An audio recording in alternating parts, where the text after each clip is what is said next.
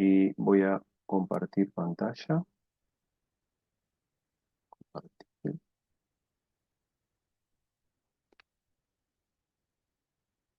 Bueno, ahí se tiene que estar viendo completo, ¿está bien? Completo, completo. Perfecto, Sí. perfecto. Bueno, le puse un título al encuentro de hoy. Somos pueblo elegido. Vamos a adentrarnos al corazón del capítulo 2 de la primera carta de Pedro, capítulo 2 del versículo 4 al 10. Y como siempre decimos, si hay alguna pregunta o comentario, yo no los estoy viendo a todos, directamente se, se desmutean, habilitan el micrófono y preguntan o comentan, no hay ningún problema. Como siempre hacemos, vamos a hacer un pequeño repaso. Cuando pasa de una clase a otra siempre nos olvidamos detalles, detalles que son importantes a la hora de analizar lo que Pedro tiene preparado en la carta. Bueno, recordamos siempre que el autor es Pedro, el nombre completo antes de su encuentro con Jesús, Simón Bar Jonás, y su amanuense o su coautor Silvano, que como siempre compartimos con Pablo, está el estilo siempre presente de Silvano con su formación helenística en la carta. Bueno, la carta fue escrita alrededor del año 70 aproximadamente. Ese año es importante porque es la destrucción del segundo templo, el templo en donde ministró Jesús, en donde discutió tanto con los fariseos y los saduceos. Ese templo en el año 70 es destruido por el ejército romano y Jerusalén es arrasada. Y bueno, estamos en ese contexto. Y los destinatarios de la carta son expatriados, inmigrantes que están en las provincias romanas de Ponto, Galacia, Asia y Bitinia, como nos dice el versículo 1, que se llamaba el Asia Menor, la actual Turquía. Y hay una alta probabilidad de que sean paganos convertidos, en una situación de alta vulnerabilidad, persecución, en una situación bastante inestable en lo espiritual, en lo emocional y también en lo económico. Bueno, seguimos repasando el capítulo 1 rápidamente. En el versículo 3 le está hablando a estos hermanos y hermanas que están expatriados, dispersos en toda esa Asia Menor, lejos de sus lugares de origen. Y Pedro dice que Dios nos hizo renacer para una esperanza viva, versículo 3, mediante o por los méritos de la resurrección de Jesucristo. Y en ese versículo 3 también del capítulo 1, estamos en el capítulo 1 repasando, este renacimiento que tenemos por los méritos de la obra del rescate de Jesús en la cruz, tenemos una nueva vida espiritual, ¿eh? Y una esperanza firme aún en medio de las dificultades. Bueno, Pedro la llama esta herencia que no se puede destruir, no se puede contaminar, no se puede marchitar, esta herencia que estamos disfrutándola en este presente, pero se va a completar en un futuro. Y esta es la esperanza que debe sostener a los cristianos en camino, en este camino. ¿Eh? Estos hermanos del Asia Menor que están dispersos, lejos de sus lugares de origen, como decía recién, y este mensaje nos llega a nosotros, que estamos quizás en la misma situación, eh, en situación de vulnerabilidad, en problemas económicos, sociales, etcétera. Tenemos esta esperanza, esta herencia de que nos trae consuelo y ánimo para seguir perseverando en el progreso de la vida cristiana. Y la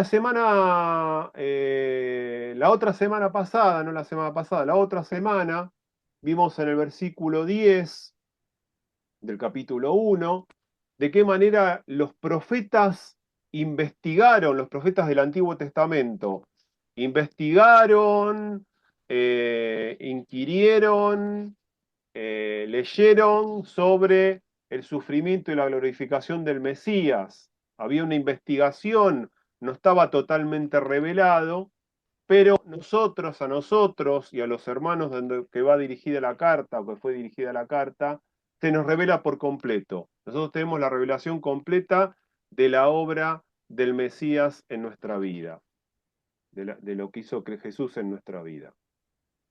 Por eso, dice Pedro, o por lo tanto, tenemos que ajustar el entendimiento. Hasta ahora vimos la obra de Jesucristo en nosotros. Bueno, a partir de ahora dice, bueno, nosotros tenemos que tomar la decisión de ajustar el entendimiento para progreso de nuestra vida cristiana. Y allí vimos los motivos para que elijamos la santidad.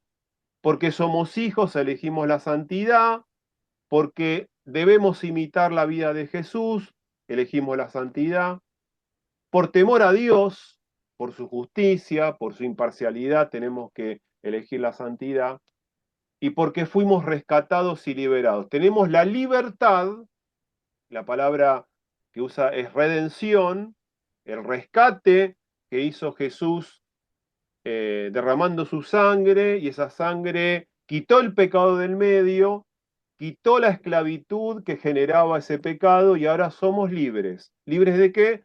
Libres de elegir esta vida en santidad. Y las consecuencias de la santidad, veíamos la clase pasada, se muestra por medio de conductas, por medio del amor fraternal entre hermanos y hermanas. Por lo tanto, y ahí entramos en el capítulo 2, como vimos la semana pasada, tenemos que tomar la decisión de deshacernos de toda mala conducta, y ahí hay una listita de malas conductas, y fíjense, presten atención porque siempre son conductas dirigidas hacia otro, entonces técnicamente son acciones. Todo lo que describe Pedro son acciones dirigidas hacia un otro, y en el versículo 2, por tanto, si elegimos la santidad, me gustó esta frase, tenemos que pedir a gritos el alimento nutritivo como lo que hace el bebé.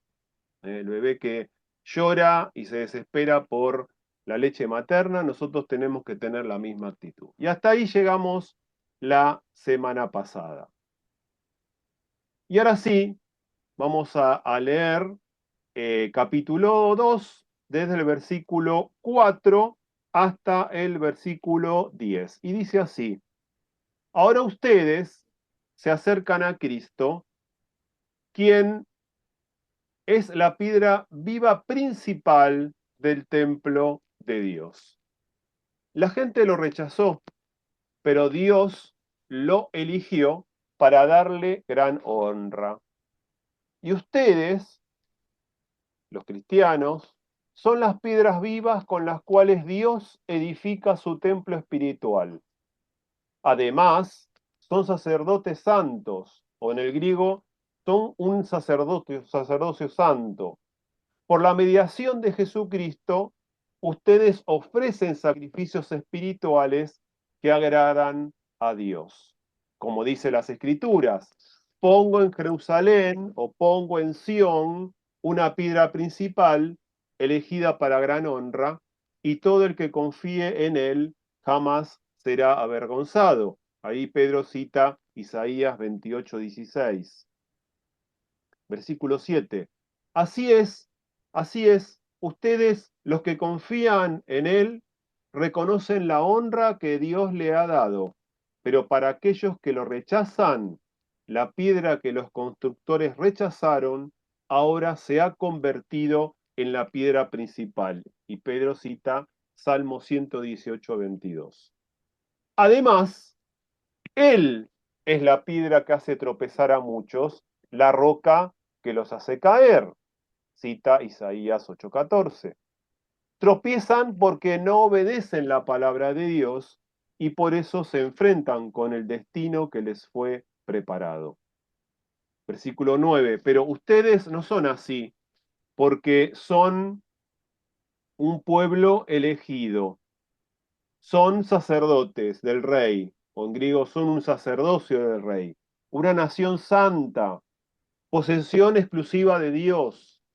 Por eso pueden mostrar a otros la bondad de Dios, pues Él los ha llamado a salir de la oscuridad y entrar en su luz maravillosa.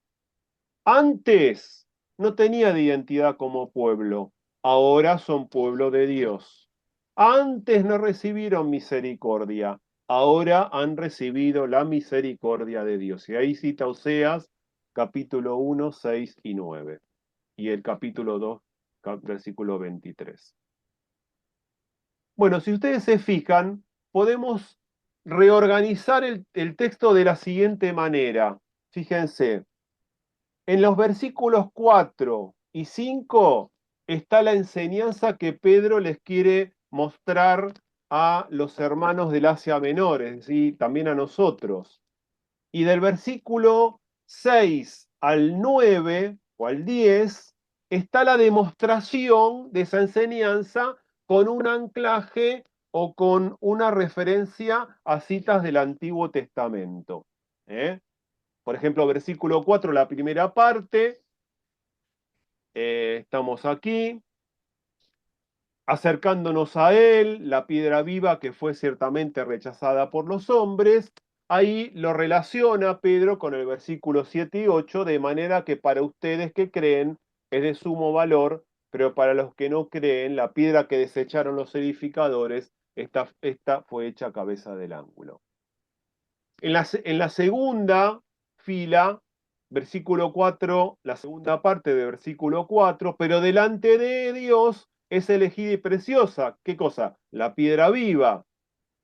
Y en el versículo 6, he aquí pongo en Sión la piedra del ángulo, escogida y preciosa, y el que cree en él jamás será avergonzado. Versículo 5, la primera parte, también ustedes sean edificados como piedras vivas en cada casa espiritual para ser un sacerdocio santo. Y ahí lo relacionamos con el versículo 9, la primera parte, pero ustedes son linaje escogido, real sacerdocio. Le dice a los hermanos y hermanas del Asia Menor y nos dice a nosotros. Y en la última fila, la segunda parte del versículo 5, a fin de ofrecer sacrificios espirituales agradables a Dios por medio de Jesucristo, la segunda parte del versículo 9, para que anuncien las virtudes de aquel que los ha llamado de las tinieblas a la luz admirable. Quiere decir que hay una relación perfecta, el texto tiene un movimiento muy interesante, gramaticalmente hablando, que Pedro utiliza para expresar sus enseñanzas. Bueno, nos introducimos en el texto, si les parece bien. Vamos a hacer algunas introducciones o algunos comentarios generales para después meternos en los temas principales que nos propone este pasaje. Bueno, la primera es el predominio de la imagen de la casa de Dios. Vamos a ver. Pablo utiliza una serie de términos que proceden del código de la construcción o del mundo de la construcción. Versículo 4, la piedra. Versículo 5, las piedras vivas. Versículo 5, entrar en la construcción. Quiere decir que cada uno de nosotros, o cada hermano, cada cristiano y cristiana del Asia Menor que va dirigida la carta, y cada uno de nosotros, estamos construyendo un templo espiritual, versículo 5, esa casa donde habita el Espíritu. Y para ello, Pedro utiliza tres versículos que los vamos a desmenuzar y vamos a analizarlos bien un poquito más luego. Isaías 28:6, versículo 6. En el versículo 7 utiliza el Salmo 118 y en el versículo 8, Isaías capítulo 8, versículo 14. Como segundo aspecto de esta introducción, el carácter global o general del texto. ¿Sí? Habíamos dicho que Pedro presenta la figura del templo en construcción. El templo en construcción. Por eso, al principio les dije Si la carta fue escrita alrededor de 70, hay una alta probabilidad que ya el templo estaba destruido. ¿Eh? Y él está hablando de la reconstrucción del templo en construcción. Y Pedro utiliza un carácter colectivo o comunitario. Quiere decir que la grandeza de la comunidad cristiana como el verdadero Israel y su carácter misional. Ahora lo vamos a desarrollar esto. Hay un reemplazo de ese templo que utilizaban los judíos, hay un reemplazo por la comunidad cristiana, es decir, la iglesia. Y ahí también Pedro utiliza varios versículos, Éxodo 19, 5 y 6, solamente utiliza la idea, Oseas capítulo 2 lo cita textualmente y también hace referencia a Isaías 43, 2. Estamos haciendo unas pequeñas pinceladas para después sí meternos de lleno en el tema.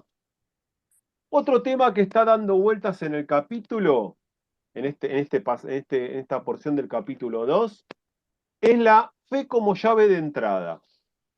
Vamos a ver. Recordamos que en el versículo 3, es decir, el versículo anterior al pasaje nuestro, Pedro proclama que el Señor es bueno. Y en el versículo 4 dice que, versículo 7, ustedes que creen, versículo 4, nos hemos acercado a Él, a Jesús. Nos hemos acercado ¿por qué? Porque tuvimos fe en Él, creímos en Él. Hay una actitud de fe. Eso nos dio la llave para poder entrar a la construcción de este templo. Y cada uno de nosotros somos piedras vivas, piedras vivas. ¿eh?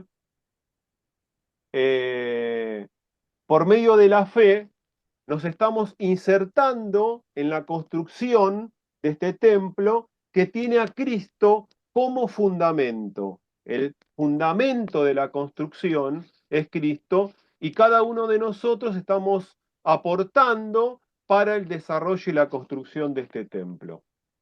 Y fíjense que acá lo podemos comparar con un dicho de Jesús en Juan capítulo 2, versículo 19 al 21, con la frase, destruyan este templo y lo levantaré en 3 días. Y después le preguntan, ¿cómo va a destruir este templo? Bueno, destruyan este templo porque en 3 días, que es lo que tardó Jesús en resucitar, voy a levantar otro templo. Y es lo que Pedro nos está proponiendo hoy.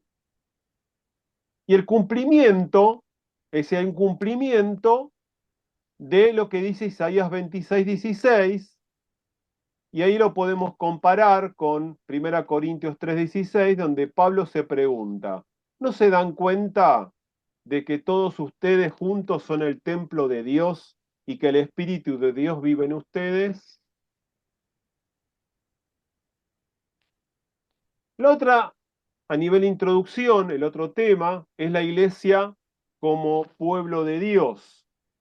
En el versículo 8 dice que el pueblo de Israel tropieza con Jesús. Versículo 8 dice, esta piedra angular es para algunos tropiezo, y cita un versículo del Antiguo Testamento, y ahí vemos cómo Israel, en vez de montarse sobre la piedra angular, fue un tropiezo para ella porque no han aceptado al verdadero Mesías.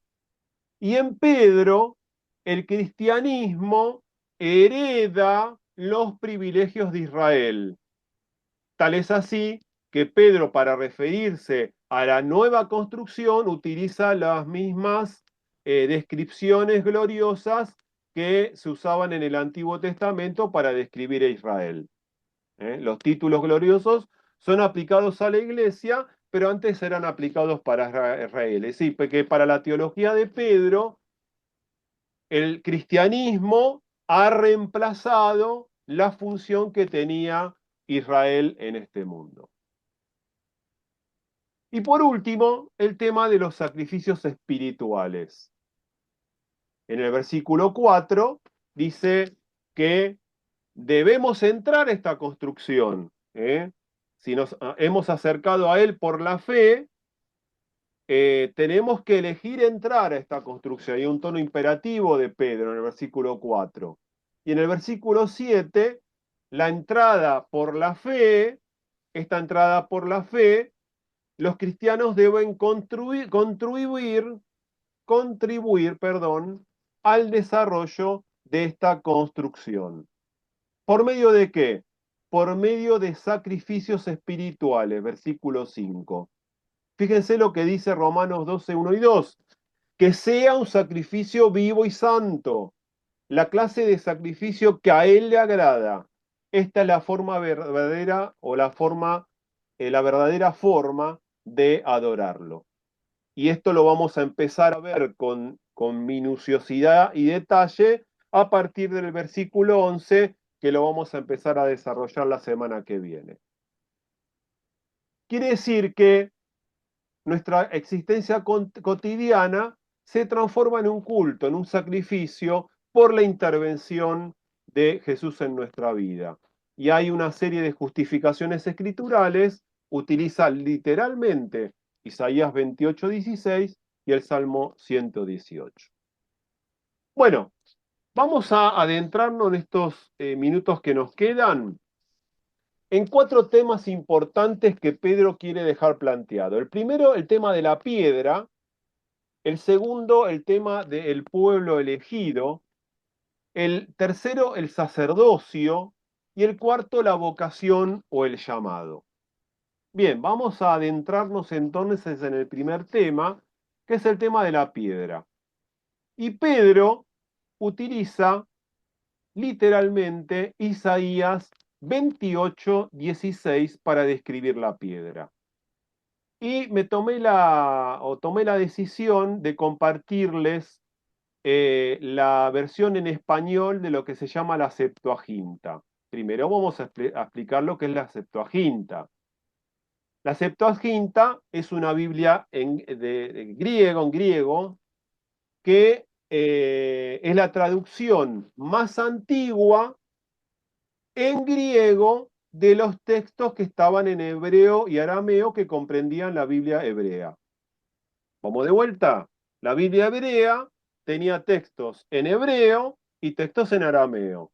Entonces hay una decisión de unos 70 rabinos en Alejandría de hacer la traducción del hebreo y del arameo de la Biblia en hebrea al griego. Eso se llama la Septuaginta. ¿Está bien esto?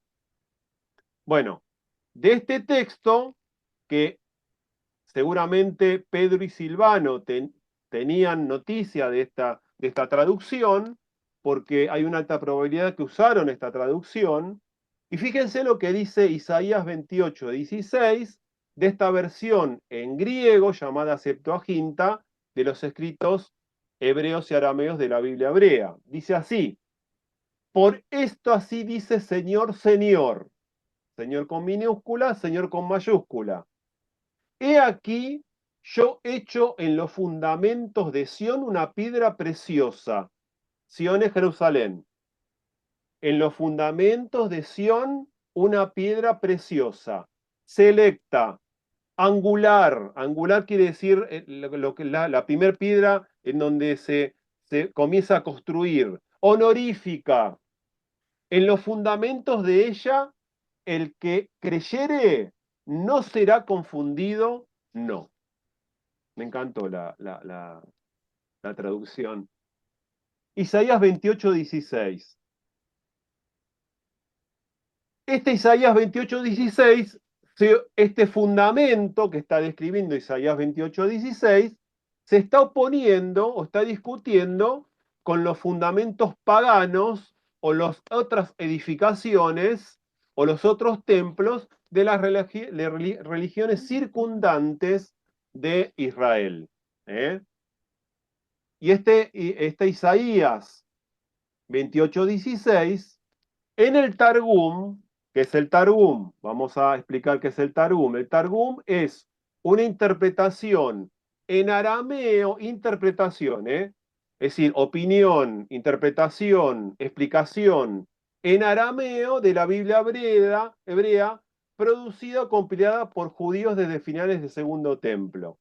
Es decir, la Septuaginta es una traducción al griego de los textos del Antiguo Testamento, vamos a simplificar, y el Targum es un comentario, una interpretación, una reescritura de también del Antiguo Testamento, que era la Biblia hebrea. Entonces, el Targum, que era muy usado por los judíos de la época, lo citamos ¿por qué? Para explicar qué era la piedra en el contexto de la carta de Pedro. En el Targum de Isaías, es decir, en este comentario que usaban los judíos de Isaías 28:16, le dan un sentido mesiánico. Es decir, que había judíos que a este texto le daban un sentido mesiánico. La piedra no era la dinastía davídica, no eran los reyes de Israel y de Judá. Tampoco era el templo para el Targum. Fíjense cómo lo traduce o cómo lo parafrasea el Targum a Isaías 28:16. He aquí yo coloco en Sión un rey poderoso, heroico y terrible. Yo lo haré fuerte y vigoroso, dice el profeta. Y los justos que hayan creído en esas cosas no se verán quebrados cuando llegue el momento de la angustia.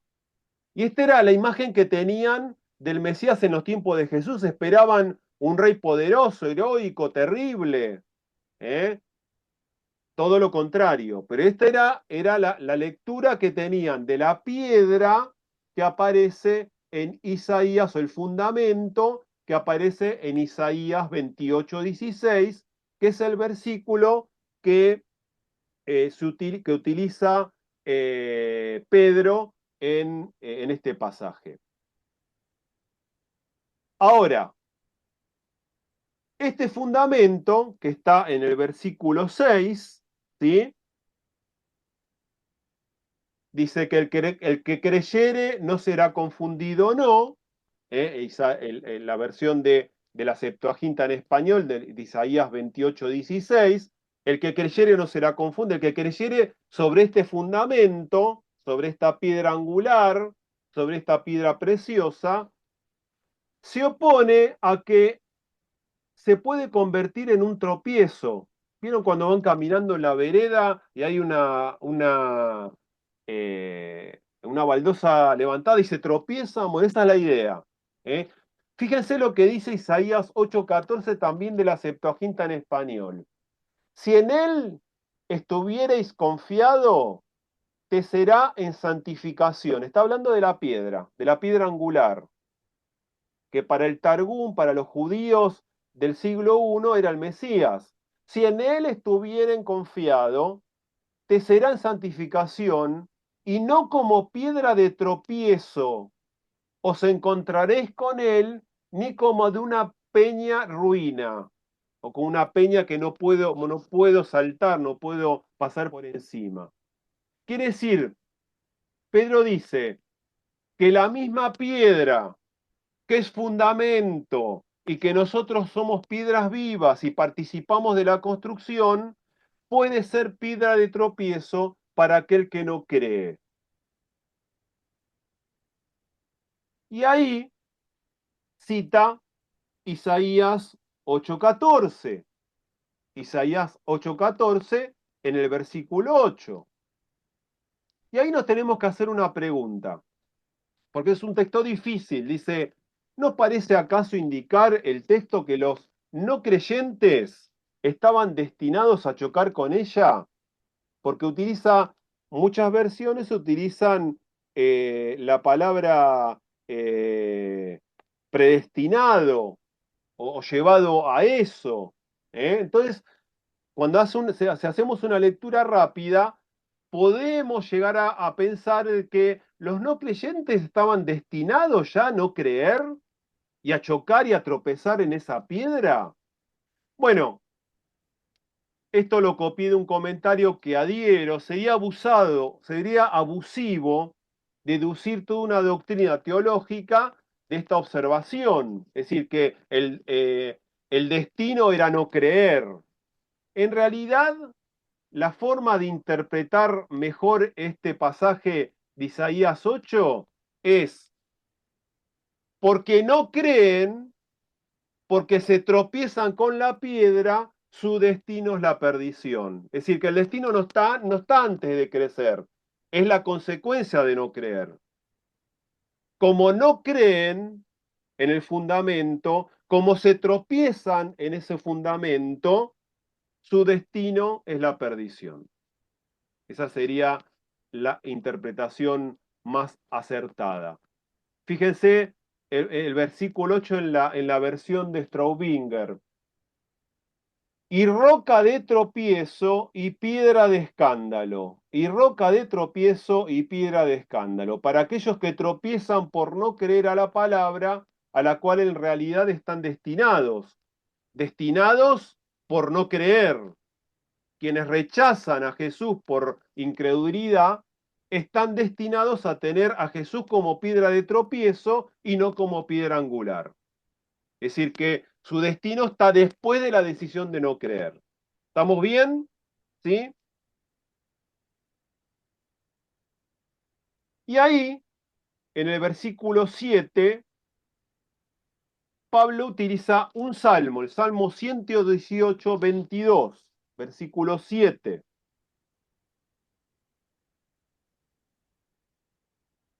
Bueno, acá vamos a ver varias interpretaciones del Salmo 118, 22. Bueno, primero, este versículo 10 dice, para vosotros pues creyentes el honor, eh,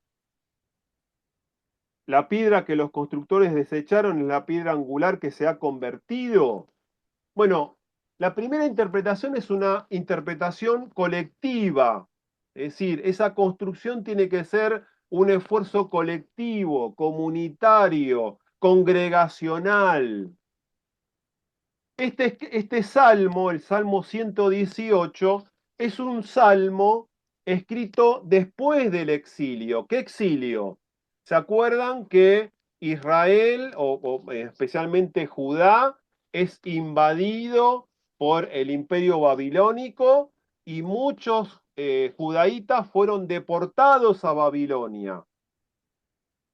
Después de 70 años cambia el imperio y se decide hacer volver a los judaítas a su tierra. En este contexto se escribe el Salmo 118, 22, y en el versículo 27 del mismo Salmo dice que se usaba en el contexto de la fiesta de los tabernáculos. Fíjense el versículo 27. El Señor es Dios y nos ha resplandecido. Aten ramas festivas junto a los cuernos del altar. ¿Eh? Recuerden que la fiesta de los tabernáculos recordaban el peregrinar en el desierto cuando fueron liberados de Egipto y tenían que vivir en carpas. ¿Eh?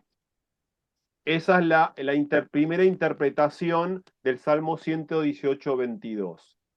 Y fíjense lo que dice el, este versículo 22 en la Reina Valera 2015, la piedra que desecharon los edificadores, es decir, las potencias extranjeras, han venido a ser la principal del ángulo. Pero hay otras interpretaciones del Salmo 118, 22, de la piedra angular, la piedra fundamental en esta construcción. Hay una segunda interpretación de los tiempos de Jesús. El Salmo 118 era cantado en la fiesta de la Pascua. Esto lo expliqué otras veces, pero en la fiesta de la Pascua se tomaban cuatro copas ceremoniales. En la última copa, que era la copa de la alabanza, de la gratitud, se recitaban o se cantaban de los Salmos 113 al 118. Se llamaba en la liturgia judía el Jalel o la alabanza. Y se cantaban mientras se tomaba la cuarta copa de la Pascua. Pero había una tercera interpretación, que es la de los evangelios, llamados sinópticos, Mateo, Marcos y Lucas, y es el contexto de la parábola de los viñadores homicidas. ¿Se acuerdan esa parábola en donde el dueño de la viña va mandando emisarios y los que trabajaban en la viña iban matando, asesinando hasta que el dueño de la viña envía a su hijo y también lo matan.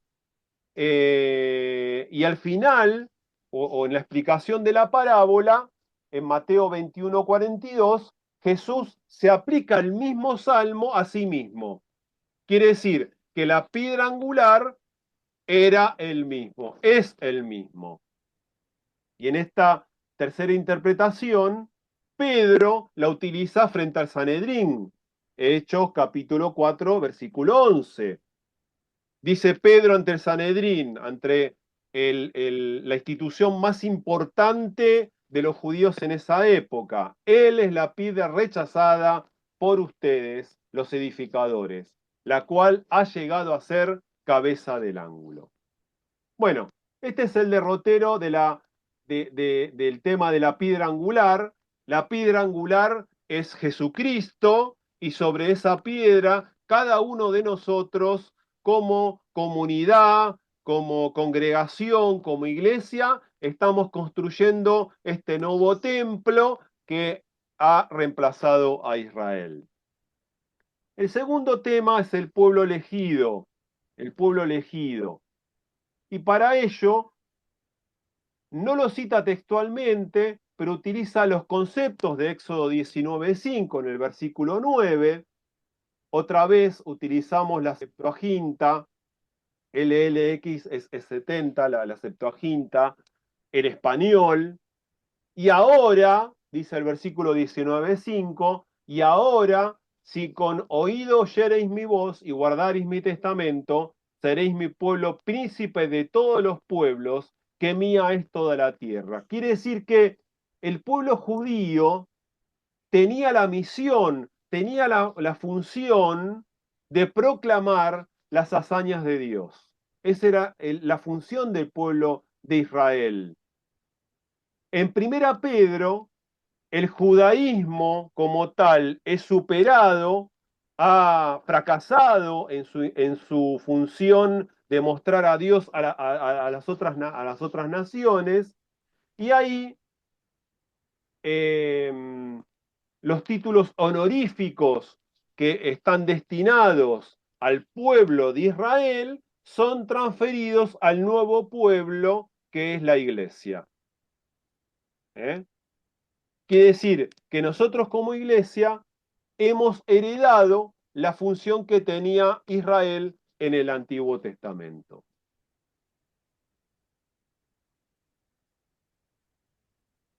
Bueno, acá voy a acelerar un poquito. Y también cita Isaías 43, 20, 21, en el versículo 9. No lo cita textualmente, sino lo usa. Y utiliza el concepto de la calidad de pueblo adquirido. Es decir, no solamente en el versículo 9 somos elegidos, somos un pueblo elegido, sino somos un pueblo adquirido.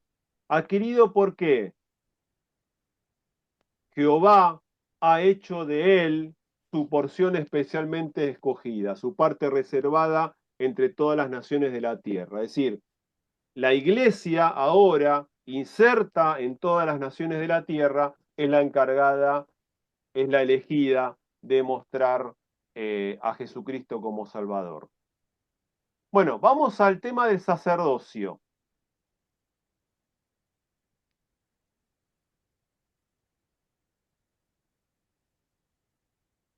En el versículo 9 dice que somos sacerdocio real o real sacerdocio. Bueno, ¿quiénes eran los sacerdotes en el tiempo de Pedro, pero también en el Antiguo Testamento? Los sacerdotes eran los representantes de Jehová ante el pueblo y los encargados de instruirlos acerca de él y sus leyes. Ese era el rol de los sacerdotes. Además, representaban al pueblo ante Dios mediante presentaciones de sacrificios, intercesiones y ruegos. Es decir, eran la mediación entre Dios y el pueblo. En el medio estaban los sacerdotes. Fíjense lo que dice Hebreos capítulo 5, versículo 1 al 3. Todo sumo sacerdote es un hombre escogido para representar a otras personas en su trato con Dios. Él presenta a Dios las ofrendas de esas personas y ofrece sacrificios por los pecados. Y pueden tratar con paciencia a los ignorantes y descarriados, porque Él también está sujeto a las mismas debilidades. Por esa razón, debe ofrecer sacrificio tanto por sus propios pecados como por los del pueblo. Y literalmente, o una traducción más ajustada, cuando dice real sacerdocio, es una fraternidad sacerdotal o una orden sacerdotal. Bueno, y allí utiliza elementos de Éxodo 19, 5 y 6. Fíjense lo que dice la Septuaginta en español de Éxodo 19, 5 y 6. Y ahora, si con oído oyereis mi voz y guardareis mi testamento, seréis mi pueblo príncipe de todos los pueblos. Le está hablando Israel. Seréis mi pueblo príncipe de todos los pueblos, que mía es toda la tierra, y vosotros soisme real sacerdocio y gente santa. Estas palabras dirás a los hijos de Israel. ¿Eh?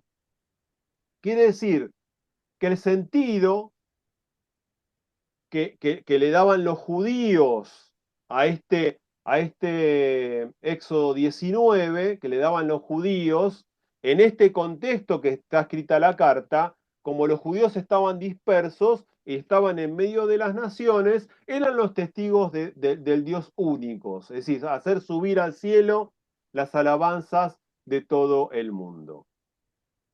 Pero, como le está hablando a la iglesia, ¿sí? Le está hablando a la comunidad cristiana en general.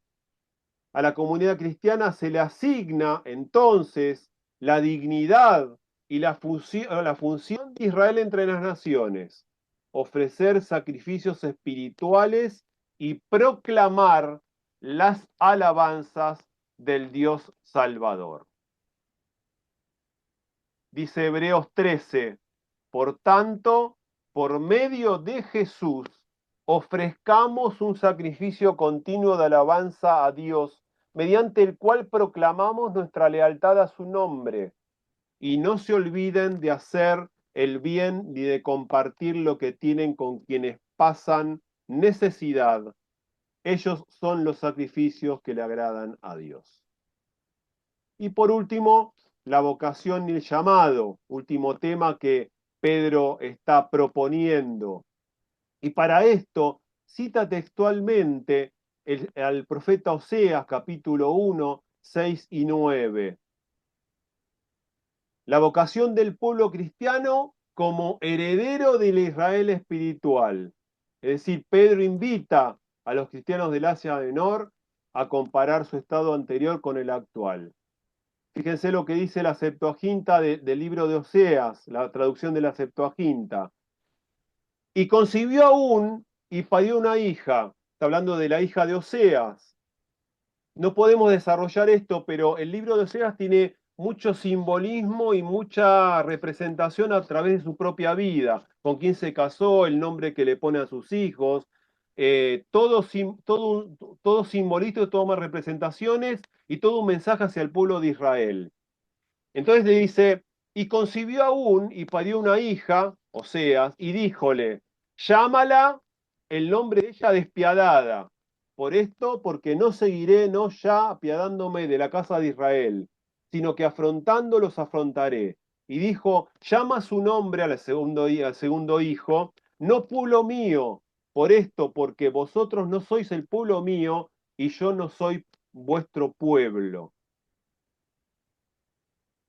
Es decir, hay un significado muy profundo que la nación elegida, Israel, es repudiada por su esposo Jehová. ¿Por qué? Porque no cumplió la función por la cual fue llamado. Y ese llamamiento ahora lo tiene la iglesia. Pedro ve cumplido en la iglesia cristiana la función que tenía Israel sobre este mundo. Dios recibe plenamente a los pecadores rescatados porque les tiene compasión. Y este es el mensaje que tenemos que diariamente expresar en nuestro diario vivir. Epílogo, conclusión. Epílogo o conclusión. Bueno, el fundamento de la iglesia es Cristo, es la piedra angular, la piedra fundamental. La misma piedra deja de ser angular para convertirse en tropiezo para aquellos que no creen. Es piedra angular para aquellos que creen. Somos, como iglesia, como comunidad de fe en general, como colectivo que abrazó la fe en Jesucristo, somos el nuevo pueblo elegido. En la teología de Pedro, la iglesia reemplaza la tarea de Israel. Para ejercer un sacerdocio para el rey, presentamos al mundo a Jesús. ¿Cuál es nuestro sacerdocio? ¿Cuál es nuestra mediación? Presentar al mundo a Jesús como único salvador del mundo. Y como iglesia, somos posesión exclusiva de Dios porque hemos recibido su misericordia. Somos su posesión más preciada porque hemos recibido y hemos podido contemplar y disfrutar su misericordia. Bien, dejo de compartir. No sé si